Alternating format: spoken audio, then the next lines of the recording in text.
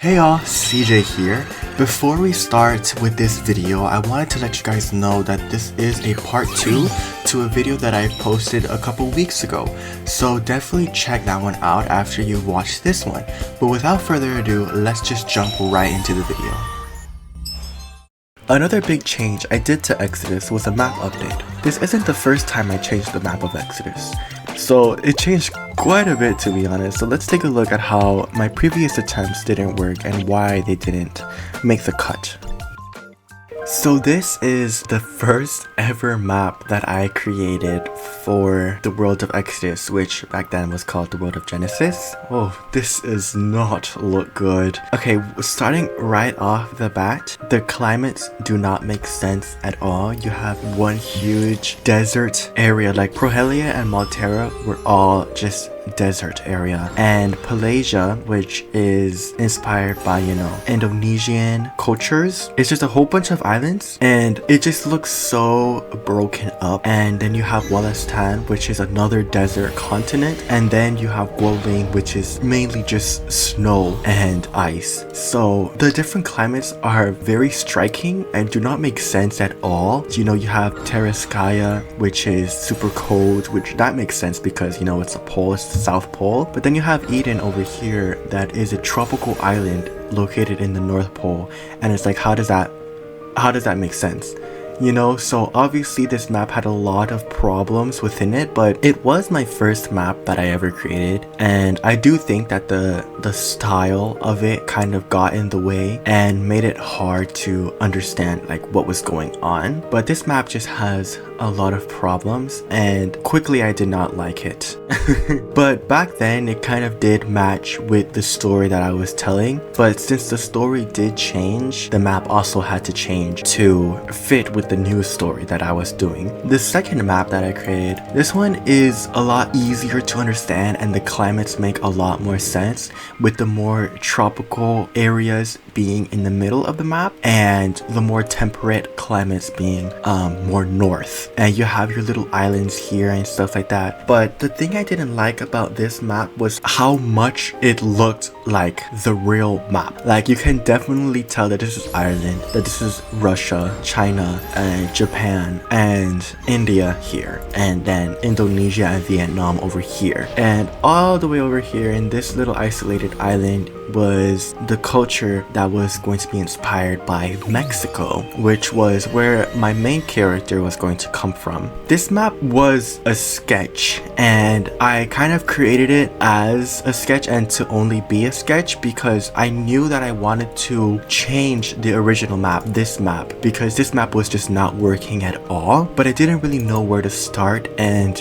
how to structure the different countries in a way that was original. So I kind of just put the actual shape of the countries in the map of Earth and rearranged it the way that I wanted to tell the story. And obviously I had to change it because I didn't want it to just be the different countries of Earth just arranged in different ways. But I really think that doing this step was really pivotal in the design that I have now.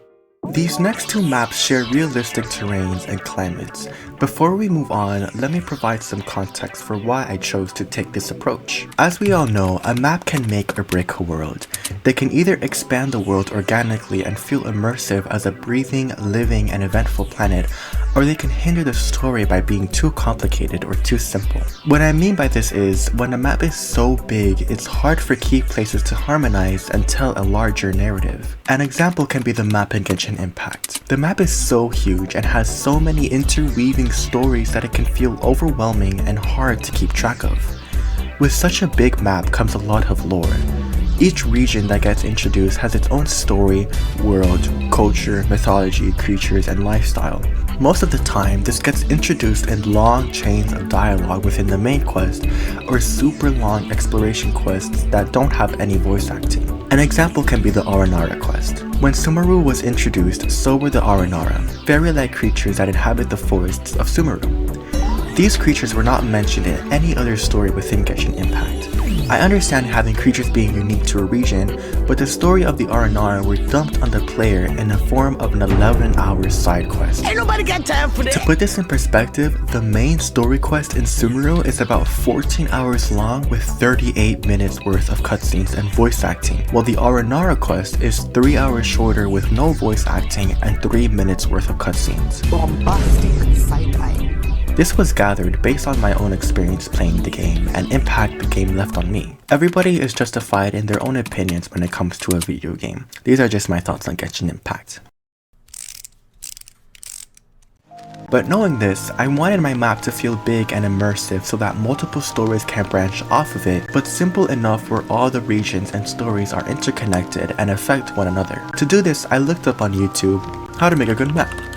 The video I saw was talking about the geography and why terrain formed the way it did and how it can change surrounding cultures and living styles. For example, mountains form because tectonic plates collide and push the land upwards. Rivers flow from high places like hills or mountains where they get fed by rainfall, springs, melting snow, and streams that all fall into the river. Rivers themselves can carve out valleys and landscapes, creating natural barriers for a country to form. Let's see how my map changes with this new information. So with the new knowledge of how to make a map that makes sense with accurate geographical features in it, I made this map, which has a really cool shape, and you know, this map functioned well and it housed all the races that I was planning for it to have. The Fang up here, which are the Chinese inspired race, the Kabuto, which are the beetle people, the Bengal people, which I just talked about, humans here, Manta people, which I'll get into later on in this video, and ravens here, which are a race that I have not talked about, as well as beavers that I have not talked about, which I can already tell you now changed. And humans is a new addition. This is what I created, showing the different races of people in my world. I created this map in a way that follows the tropical climates and the different climates of the world and the different wind currents as well. And the areas that are along the equator, like the Kabuto, are very tropical climates because their whole thing is about agriculture and growing crops, and growing crops thrive most in humid and tropical climates. And the Bengal people, I created this mountain range here to block wind currents blowing humid air and moist air from the ocean. Since that humidity and that moisture is being blocked by these mountains, it creates this desert here because there is no water in the air to hydrate the land, and that's why there's a desert there. So this map makes a lot more sense than what I had originally, but there was just a few minor changes that I wanted to make. Like, for example, I felt like there wasn't enough open space for just grassy plains area and like nice rolling hills. So I kind of wanted to do some minor changes, especially since I wanted to add another race. So what I did was this was just a really quick sketch, and let me actually show you the sketch of it. Okay, I understand that this will be a little hard to understand, but this is the little sketch that I created for a map update because I wanted to include the Phow, which we're going to be here, and I got really inspired by the new region in Wuthering Waves that's going to be inspired by Italy, and that just gave me a lot of inspiration, and I wanted to kind of do my own twist on an Italian Roman inspired race of people and culture. So I created the deer folk, and I really like the idea that I have with them, and I wanted to obviously include them in the map, but the map that I had originally did not have the space for them. And I also wanted to change some things, like how I mentioned before that there wasn't really a lot of open space for breather moments in the map, because I didn't want the map just to be comprised of empires and cities and towns. I wanted there to be spaces for the map to breathe. that it wasn't so cluttered. And then after that, I started filling in where I wanted my deserts to go. And the forests, I wanted there to be a main forest here that was very spiritual to the Fang. And I will get into that more when I world build them more and I bring a video to you guys. And I put in the rivers and the mountains.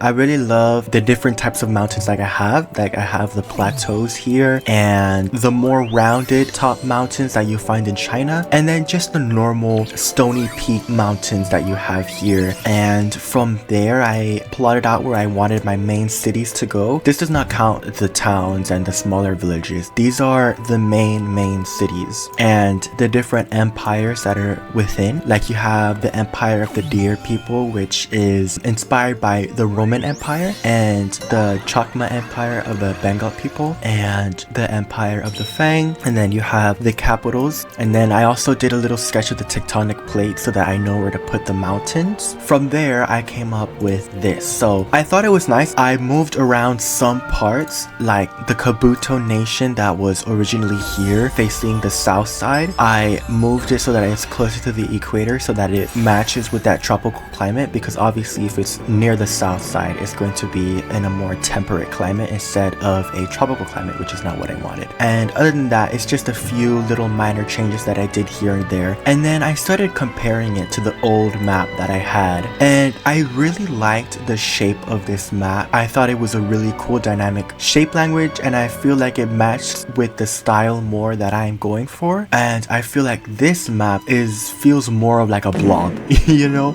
So I was like, okay, why don't I just combine the two of them? And I came up with this map that I'm really happy about. So there's some things that are similar with this map, like the main shape language is kind of similar. I don't really know how to explain it, but like you can see it, how the main shape language is similar, but you also have the addition of the Phow folk with this map. You can see some influences of this map and the other map and how they combine together to produce this map here that I am very happy about. I think it's a lot easier to read, so I'm really happy with that. And I feel really confident in this map, and I think I'm fine with staying with this map for quite a while. And I think just developing it more and refining it more so that it's not just a simple sketch, but refining it more so that you can really see it clearly. I feel really comfortable sticking with this map, and I hope you guys like it because I really like it a lot. But yeah, that's the process that I went through with my map changes, and I hope you guys found it interesting because it was really interesting learning about the different geographical regions and climates and wind currents, which we can see here, the little diagram that I did for the climates. So obviously the climates here in the middle are tropical, which follows through with what I wanted to do with the Kabuto nation here being a very tropical climate, like right on the equator, and then you have your more temperate regions here. So yeah, I really enjoy it, and it also matches with the wind currents here because over here in this cycle, the L stands for low pressure winds, I think, and right along the equator are very low pressure winds, and that means that it rains a lot in these areas, which also match up with the Kabuto's nation because I wanted to rain there a lot, obviously for the crops and stuff like that. But here in the higher pressure air currents, it does not rain and it's mostly sunny in these areas, which also match up for the desert area that I have here. So I'm really happy with how this map matches up with the technical stuff, like the wind currents and the climates, and I also like the design of this map. So I'm really confident in staying with this map design, and I hope you guys enjoyed looking at this process of how I created my maps and why the other designs didn't work out. Before we continue with the video, I wanted to let you guys know that my commissions are now open. Simply email me at any time for questions or concerns regarding commission work. My email is cjstarlight1c29@gmail.com. That's cjstarlight1c29@gmail.com. You can also find my email in the description of this video and in my channel bio. I specialize in character design, thumbnails, portraits, stickers, concept art, and landscapes. The commission process is very quick and easy. Simply email me at cjstarlight1c29@gmail.com and I will get back to you with a couple questions and 2 easy to fill forms for clear communication. Obviously, there are some ground rules like no inappropriate artwork, USD only, and no refunds. But other than that, I would be elated to bring your ideas to life. Email me at cjstarlight1c29@gmail.com for a commission today.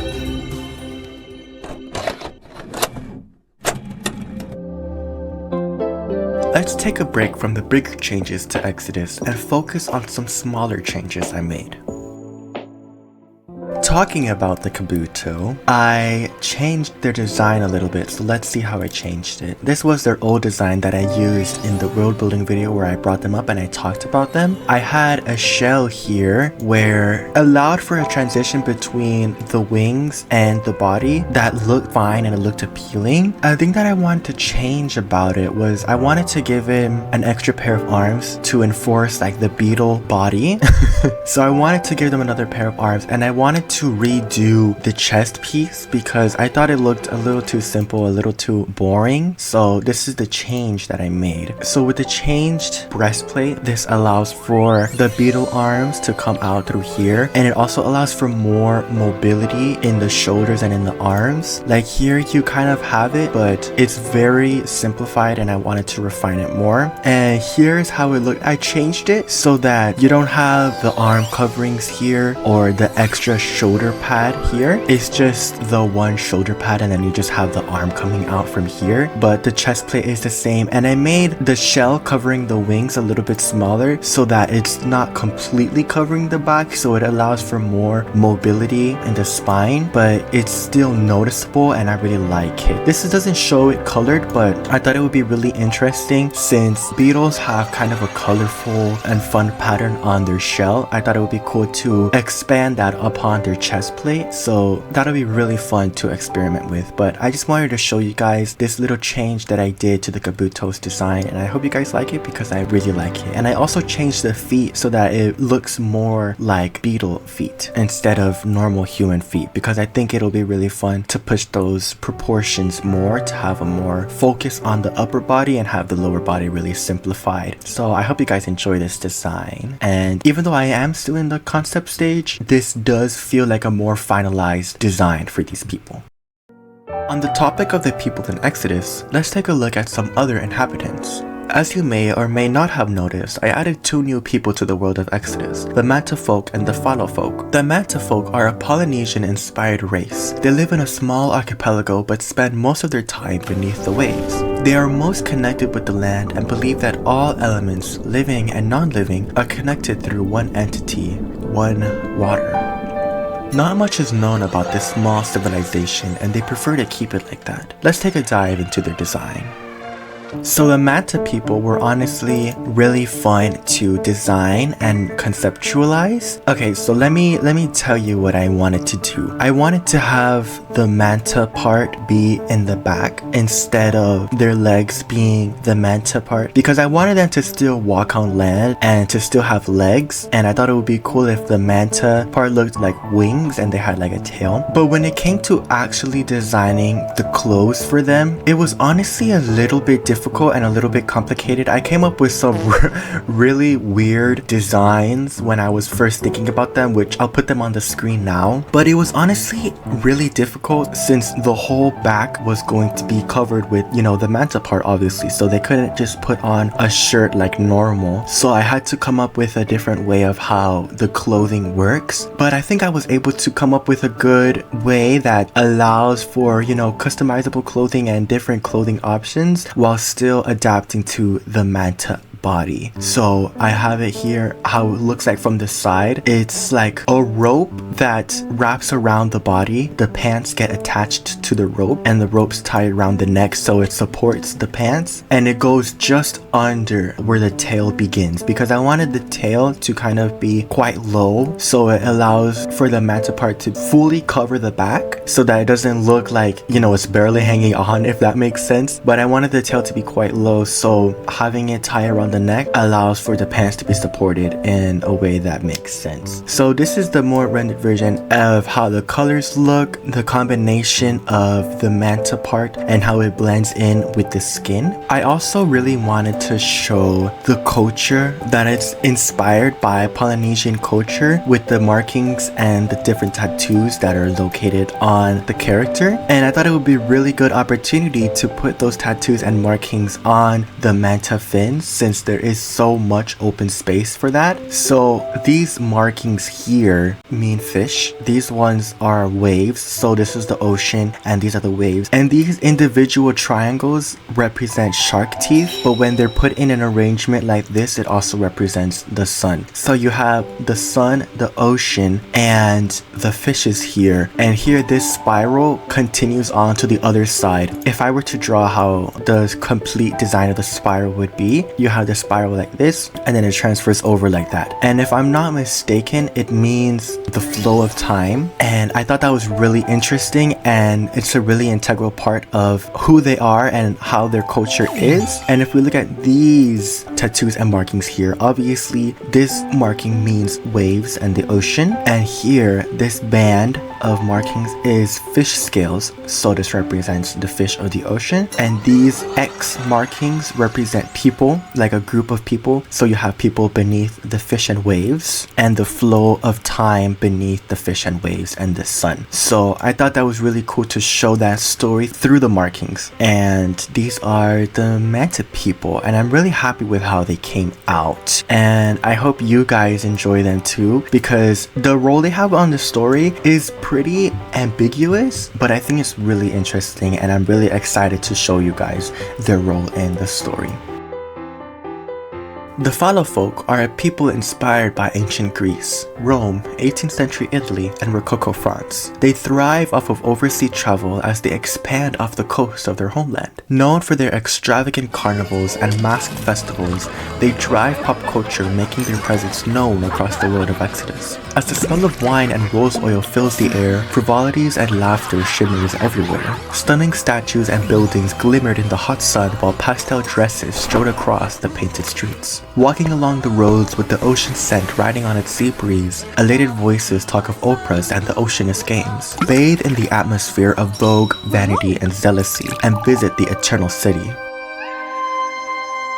Let's set sail into the design of these Phow folk.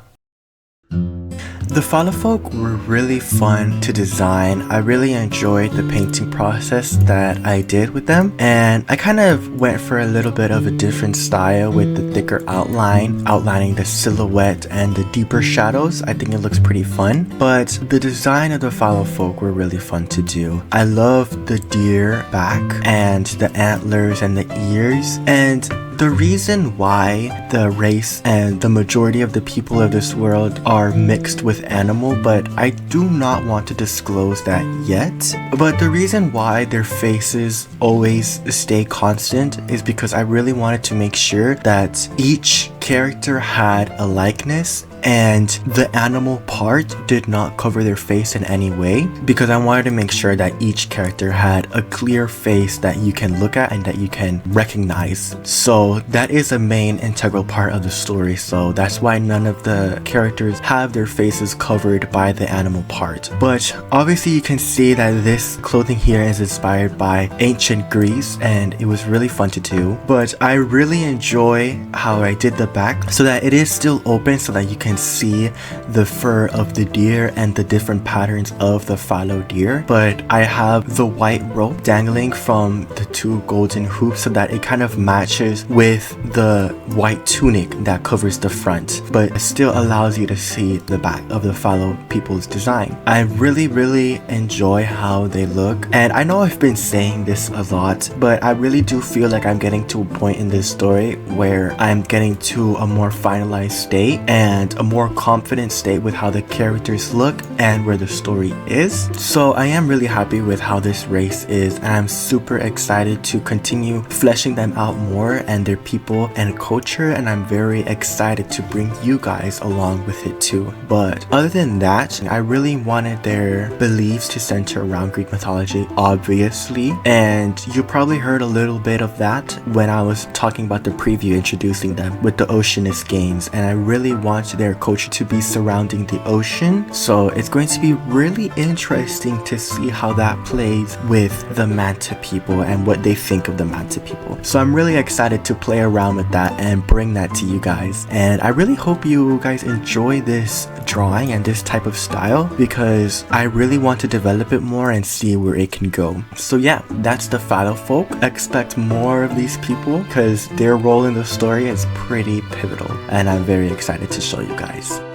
Thank you all so much for tuning in. If you made it this far into the video, consider liking this video and subscribing if you want to see more content like this. Making this video brought me so much joy and excitement. I hope you felt the same joy that I had when I was making this video. Don't forget to check out my commissions if you're interested. Simply email me anytime for questions or concerns regarding the commission process. My email is cjstarlight1c29@gmail.com. That's cjstarlight1c29@gmail.com. You can also find my email in my channel bio. I hope you all have a blessed day and a good night. See you next time.